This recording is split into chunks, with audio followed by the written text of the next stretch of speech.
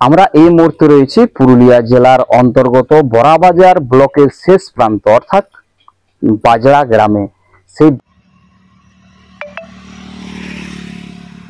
সেই বাজড়া গ্রামে আমরা দেখতে পাচ্ছি এক করুণ অবস্থা।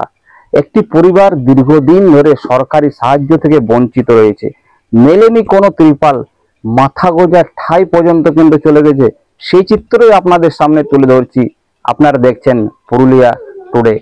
ভিক্ষা করে জীবন ধারণ, জরাজীর্ণ ভগ্ন মাটির বাড়ির ওপর কয়েকটা টুকরো পলিথিন দিয়ে কোনো রকমে দিনের রান্না করা, রাত্রি যাপন স্কুলে, মন্দিরে বা সহৃদয় কোনো ব্যক্তির বারান্দায়। বড়াবাজার থানার অন্তর্গত বাজরা গ্রামে দীর্ঘ প্রায় 50 বছর ধরে বসবাস করে আসছে একটি মোদক পরিবার। বর্তমানে বেঁচে থাকা মধুসূদন মোদকের বাবা ছিলেন বাঁকুড়া জেলার বাসিন্দা। সেখান থেকে মৃৎশিল্পী হিসেবে এই এলাকায় আসা। বাজরা গ্রামে জমিদার বাড়ির দুর্গা প্রতিমা তৈরির সুবাদে সেখানেই শুরু হয় বসবাস। জমিদারদের দেওয়া এক টুকরো জমিতেই নির্মাণ করেন একটি মাটির বাড়ি।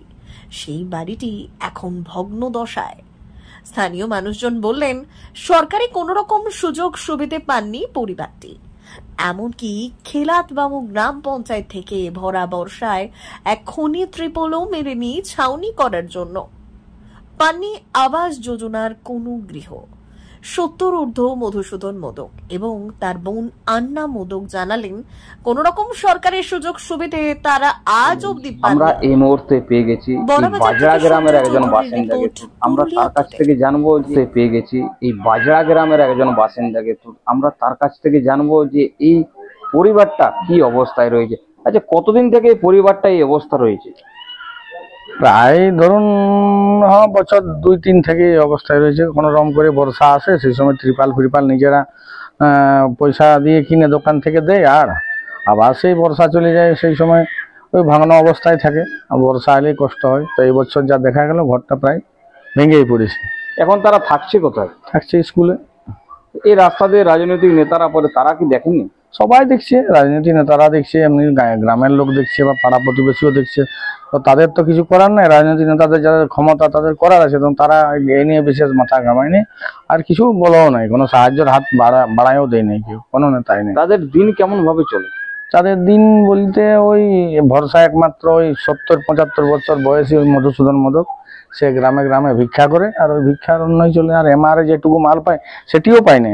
সেটিও তাদের আধার কার্ড না থাকার জন্য মালটিও বন্ধ হয়ে গেছে। এমআরএর মালও আর পায় না। কজনে মাত্র পায়, 2 জনের না 3 জনে, ওইটুকুটা দিয়ে সংসার চলে। একজন গ্রামবাসী হিসাবে কি চাইছেন? আমি চাইছি যাতে ঘরটা হয়, আর এমনিতে সুযোগ সুবিধা কোনো পাই নাই, না বৃদ্ধ ভাতা, না বিধবা ভাতা, না কোনো নাই সুযোগ, সরকারি সুযোগ সুবিধা কোনোই নেই। তো ঘরটাটুকু হলেও যদি করে দেয়। এর আগে নাম ছিল লিস্টে, এই পরবর্তী ক্ষেত্রে দেখা যায় শটিং এর পর থেকে ওদের নামটিও নেই, নামটিও কাটা গেছে। যাই হোক, কোনো কারণবশত কাটা গেছে। আপনার নাম? আমার নাম মহেশ্বর সিংহ। বাড়ি এখানে? বাড়ি এখানে সামনে। এই বাজড়া গ্রামের একজন বাসিন্দা মহেশ্বর সিংহ জানালেন,